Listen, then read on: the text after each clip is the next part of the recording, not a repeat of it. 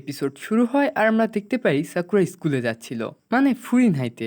এখন যাওয়ার সময় ওর ওমেমিয়ার কথা মনে পড়ে যায়, যেগুলো ওমেমিয়া কালকে ওকে বলেছিল। তখনই ওইখানে নীরে আর সুও চলে আসে। সাকুরা চমকে যায় আর বলে, তোমরা দুজন কখন আসলে? তোমরা কি আমার পিছু করছো? নীরে বলে, আমরা তো সেই কখন থেকে তোমাকে পিছন থেকে আওয়াজ দিচ্ছি, তুমি তো শুনছোই না। সুও বলে, কি ব্যাপার, তুমি এত স্মাইল করছো কেন? সাকুরা বলে, আবে আমি কোথায় স্মাইল করছি, তুমি স্মাইল করছো। সুও বলে, হ্যাঁ দেখতে পাচ্ছি। এটা শুনে সাকুরা তো রেগে যায়। এরপর সিনে আমরা ওদেরকে স্কুলে দেখতে পারি।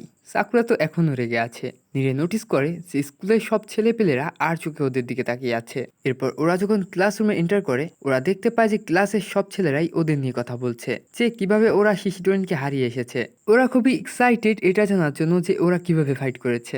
ক্লাসের এই অবস্থা দেখে সাকুরা তো ব্লাশ করে। সুও বলে, মনে হচ্ছে ওরা তোমার ইন্টারভিউ নিচ্ছে। সাকুরা তখন চালাকি করে বলে, তোমাদের যত কোশ্চেন আছে ওদেরকে জিজ্ঞেস করো। কিন্তু সুও তো সাকুরার থেকে আরো এক ধাপে গিয়ে ও নীরেকে সামনে গিয়ে দেয় আর বলে, সবকিছু বলে দাও। তখন ক্লাসের বাকি ছেলেরা বলে, ওহো তুমিও ফাইট করেছিলে, জলদি বলো ওইখানে কি কি হয়েছে।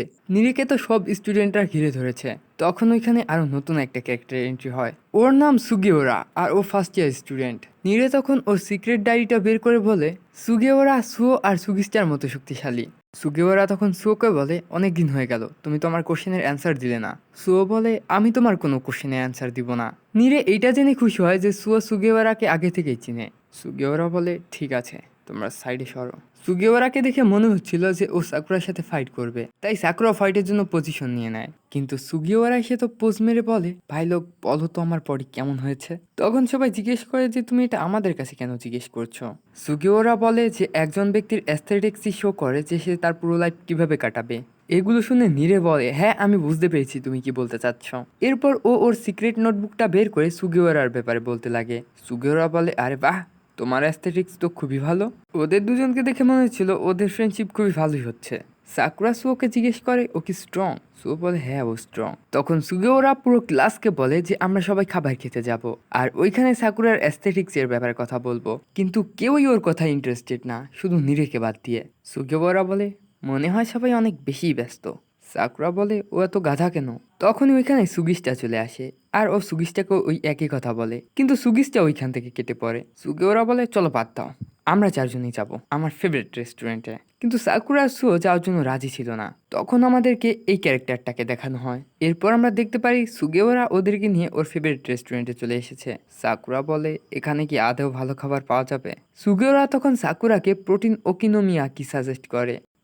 ওকিনোমিয়াকি একটা খাবার জিনিস, মানে বাঁধাকপি দিয়ে তৈরি হয়, বুঝতে পেরেছো তো? সাকুরা বলে, দেখতে তো ঠিকঠাকই লাগছে, খেতেও মনে হয় ভালোই হবে। এরপর সুগিওরা সাকুরার অ্যাস্থেটিক্স নিয়ে কথা বলতে শুরু করে। সুগিওরা বলে, তুমি এসেই টপ ডগ হওয়ার কথা বলেছো, তার মানে তোমার ভিতর তো অ্যাস্থেটিক্স আছে আর তুমি খুবই স্ট্রংও হবে। তাই সুগিওরা ফাইট নিয়ে কথা বলে। সাকুরা বলে, ঠিক আছে তাহলে চলো ফাইট করা যাক।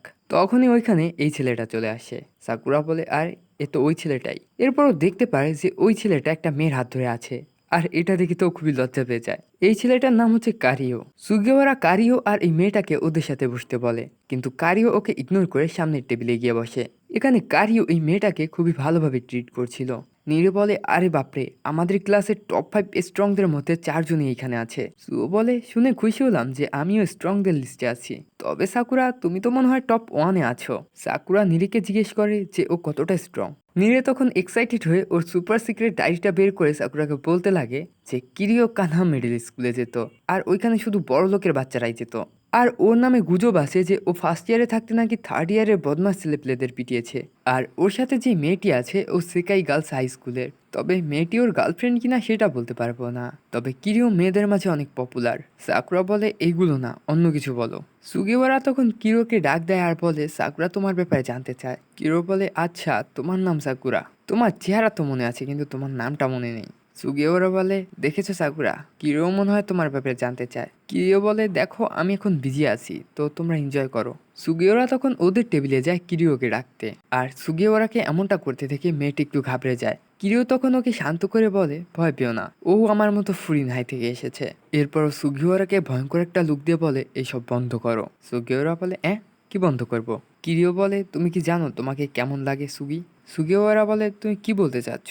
আর আমার নাম সুগিওরা। কিরিও বলে, তোমার শরীর বিশাল আর শক্তিশালী, তাই তোমাকে দেখে অনেকেই ভয় পেয়ে যায়, বিশেষ করে মেয়েরা।